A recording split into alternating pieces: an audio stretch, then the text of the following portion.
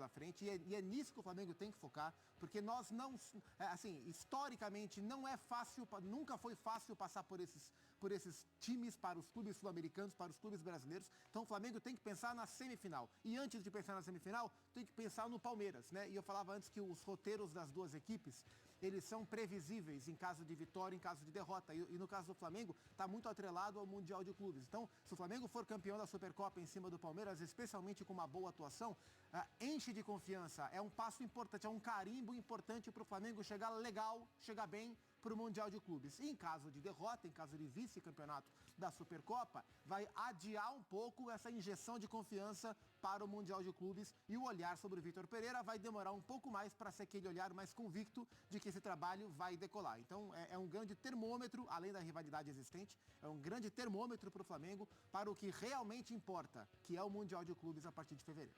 Falta que as duas equipes já decolaram e viajaram para Brasília, onde acontece essa decisão amanhã. E a gente vai acompanhar como foi o embarque do Palmeiras com o Mendel Bidlovski e também do Flamengo com o Cícero Melo. A delegação do Palmeiras já partiu para Brasília, onde sábado enfrenta o Flamengo pela Supercopa do Brasil. O Palmeiras vai em busca do 7º título desde que Abel Ferreira assumiu o comando da equipe. O retrospecto não é bom. Nos últimos 10 jogos contra o Flamengo, apenas uma vitória do Palmeiras. A expectativa para essa partida é que o técnico Abel Ferreira coloque em campo os 11 jogadores que foram poupados no meio de semana na vitória contra o Ituano pelo Campeonato Paulista. Existe a possibilidade de Mike ganhar uma chance no time titular, ele que fez um bom jogo contra o Ituano, mas a tendência é que Abel Ferreira escale mesmo os 11 jogadores que não viajaram para Itu. Quem com certeza estará em campo é o goleiro Everton, que falou sobre a expectativa para esse jogo contra o Flamengo. A gente sabe que não é em São Paulo, mas a gente não tem dúvida que o nosso torcedor vai estar lá nos apoiando e quem vai estar em casa também vai estar mandando sua energia positiva. A gente sabe o quanto eles fizeram diferença lá no Uruguai, o quanto mais uma vez eles vão estar junto com a gente lá em Brasília. Vai ser uma grande festa, um grande espetáculo da torcida. A gente sabe que é uma grande rivalidade hoje do futebol brasileiro, né? Recentemente, por tudo que vem acontecendo, por todas as conquistas. Eu tenho certeza que vai ser um grande jogo, um grande dia e a gente dentro de campo vai entregar o nosso melhor, o nosso máximo para que a gente possa mais uma vez dar alegria ao torcedor palmeirense que eles merecem. Tá aí o Everton falando sobre a torcida do Palmeiras, que tem cobrado bastante a chegada de reforços depois das saídas de Danilo e Gustavo Scarpa e também espera muito uma vitória contra o Flamengo. A rivalidade entre essas duas equipes cresceu muito nos últimos anos. Daqui da Academia de Futebol do Palmeiras, Mendel Bidlovski. Valeu, Mendel. Beijo para você. E a gente traz aí na tela um provável Palmeiras para essa decisão com Everton, Marcos Rocha, Gustavo Gomes, Murilo e Piquerez. Zé Rafael, Gabriel Menino, Rafael Veiga, Rony, Dudu e Hendrick. Este é um provável time do português Abel Ferreira. Bora ver como foi o embarque do Flamengo? Fala, Cícero Melo. Pronto para decidir o primeiro título da temporada, a Supercopa do Brasil, neste sábado, em Brasília, no estádio Mané Garrincha, às 4h30 da tarde, contra a equipe do Palmeiras. O Flamengo foi o campeão da Copa do Brasil no ano passado e o Palmeiras, campeão brasileiro. O time rubro-negro encerrou sua preparação na parte da manhã, no CT Ninho do Urubu, em Vargem Grande. No início da tarde, a equipe seguiu para Brasília, no aeroporto do Galeão. Só que não tinha torcida no aeroporto porque o Flamengo entrou por um setor exclusivo, o Salão Nobre. Antes do embarque, nós conversamos com os dirigentes rubro-negros, o presidente Rodolfo Landim e o vice-presidente de futebol, Marcos Braz. Já passou a final da Libertadores contra o Palmeiras, inclusive a gente já ganhou o mesmo título que a gente estava disputando com eles. A gente é o atual campeão da Libertadores. Agora é um título muito importante, é o primeiro título em disputa da temporada. O Flamengo chega bem preparado e, se Deus quiser, vamos tentar ver se a gente consegue aí o primeiro do ano. É muito difícil de falar de favoritismo quando você tem um Flamengo e Palmeiras jogando, dois grandes clubes do Brasil e que ao longo desses últimos anos vem estando sempre chegando no final dos grandes campeonatos em posições importantes. E quem ganha com isso aí são os espectadores, né, que vão acabar vendo, espero, um grande jogo, né. Futebol é futebol, a gente não sabe o que vai dar, mas a gente está de fato confiante na vitória. Uma boa notícia para a torcida rubro-negra. A diretoria do clube anunciou que o zagueiro Léo Pereira renovou seu contrato até o final de dezembro de 2027. Valeu, Cícero. E na tela pra gente um provável Flamengo também para esta decisão, com o Santos no gol, Mateuzinho ou Varela, Davi Luiz, Léo Pereira ou Fabrício Bruno, Ayrton Lucas ou Felipe Luiz, Gerson e Thiago Maia, Arrascaeta e Everton Ribeiro, Pedro e Gabigol. Este o provável time do também português Vitor Pereira. E aí, Enzo Pac, com os times na mesa, o que esperar deste confronto para amanhã? Bora com a tua análise. Bora falar sobre os mecanismos de Palmeiras e Flamengo, o que é que eles podem apresentar no jogo de amanhã no Mané Garrincha.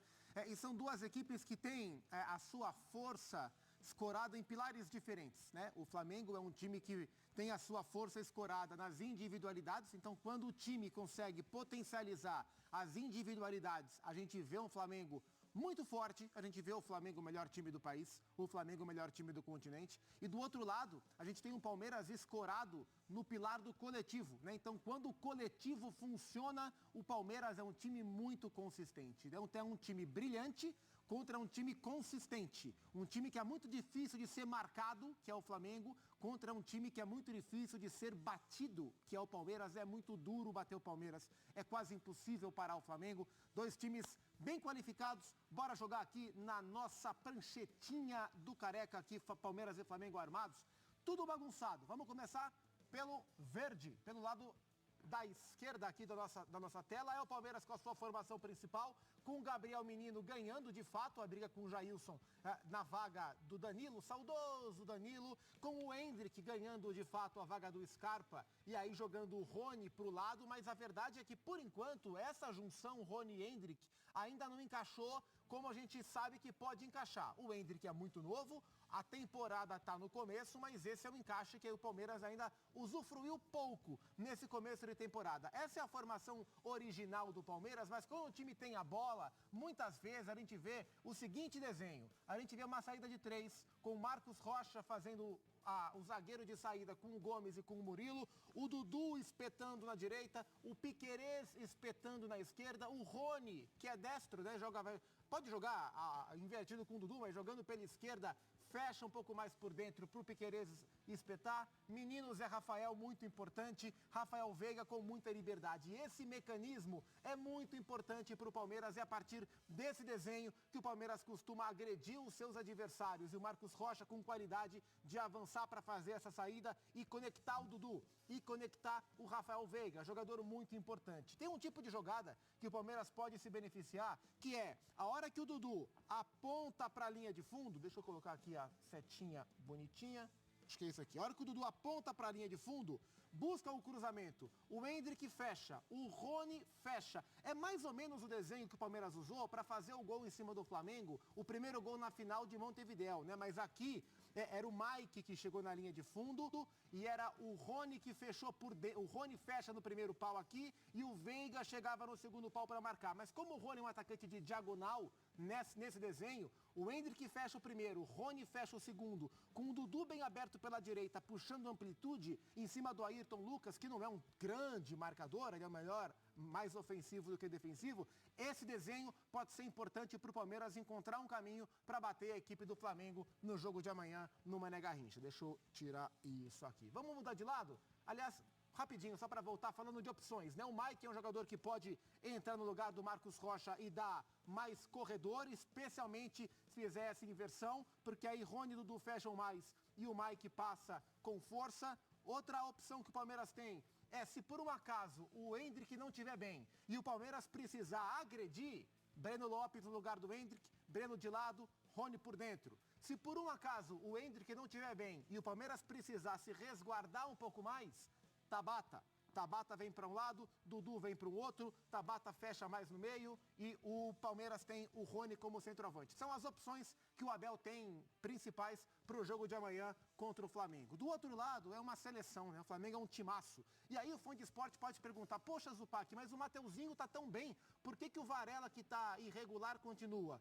Para fazer um balanço. Porque o Ayrton Lucas é um lateral de muito apoio. O Mateuzinho também é. E aí seriam dois jogadores muito espetados o tempo inteiro. inteiro. Se fosse Felipe Luiz, ao invés do Ayrton Lucas, que é um jogador mais de construção, seria mais plausível ver o Mateuzinho desde o princípio. Os dois, Ayrton e Mateuzinho, só se o Flamengo precisar de fato agredir mais o Palmeiras. Com a bola, é assim que o Flamengo vem para o jogo. Com Pedro e Gabriel circulando um pouco mais, muitas vezes com a subida dos dois laterais, né? Deixa eu voltar o Varela para cá.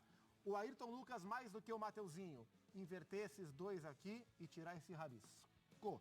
Muitas vezes com o Thiago Maia ou com o Gerson, pode ser o Gerson, se enfiando entre os zagueiros para liberar Ayrton, para liberar Varela, para deixar Thiago Maia mais solto, Arrascaeta, Gabriel circulando, Everton Ribeiro circulando, Pedro mais adiantado. Então, com bola, o Flamengo sai muito assim para o jogo. Ou com o Gerson na base, ou com o Maia na base e o Gerson mais solto sempre para servir de apoio para o time do Flamengo. Outra possibilidade, aliás, sem a bola, e essa é a grande mudança em termos de desenho do Flamengo, do Vitor Pereira para o Flamengo do Dorival Júnior, é sem a bola. Ao invés do meio campo losango, né, que era assim, a Arrasca aqui era o João Gomes, Everton Ribeiro, né, com o Dorival era assim, sem bola, com o Vitor Pereira, o Flamengo tem voltado assim, numa linha de 4, num 4-4-2 mais posicionado, para não deixar os lados muito abertos para o time adversário atacar. Opções que tem o Flamengo, caso as coisas não funcionem. Já mostramos os laterais.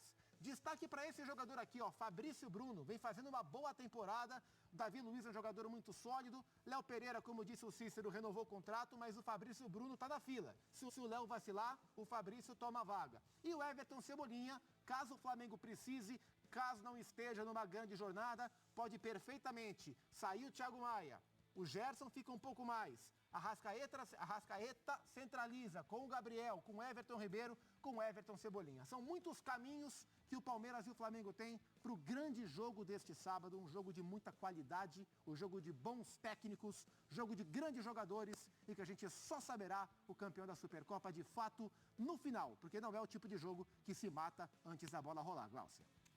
E para arrematar esse assunto, o Cícero Melo também conversou com o Marcos Braz sobre o mercado do Flamengo. Vamos ver o que ele falou. Você ficou irritado com o Boca Juniors pelo fato de o Rossi, que já assinou um pré-contrato a partir de julho com o Flamengo, ir para o mundo árabe, lá para o time do Cristiano Ronaldo, quando poderia ter havido um acerto para que ele já estivesse integrado ao Flamengo. Você acha até que foi uma vingança, uma espécie de vingança do Boca Juniors porque ficou chateado de assinar um pré-contrato o Rossi com o Flamengo? De maneira nenhuma. Eu não posso estar chateado com o Boca Juniors. Quem tem que estar chateado nessa situação são eles, que perderam o jogador para o Flamengo. Apenas a gente usou o regulamento, a gente usou o que a FIFA determina em relação aos pré-contratos. E o jogador ainda tinha 4 meses, 5 meses de contrato com o clube anterior. Teve uma boa proposta de empréstimo. Eu acho que foi bom para o jogador, foi bom pro Boca Juniors e foi bom para o Flamengo. É melhor ele estar jogando lá, estar em atividade, do que encostado no Boca Juniors numa possível represália que ia ter. Encerrou no momento as contratações? Só depois, pensando mais à frente do segundo semestre? Ou ainda pode vir alguém? Não, ainda pode vir alguém, não encerrou. Eu não posso falar isso porque não se encerrou a janela. E ainda mais agora que a gente perdeu um jogador que foi o João. A gente faz uma rápida pausa, mas na sequência, tudo sobre os clássicos do fim de semana. Tem mais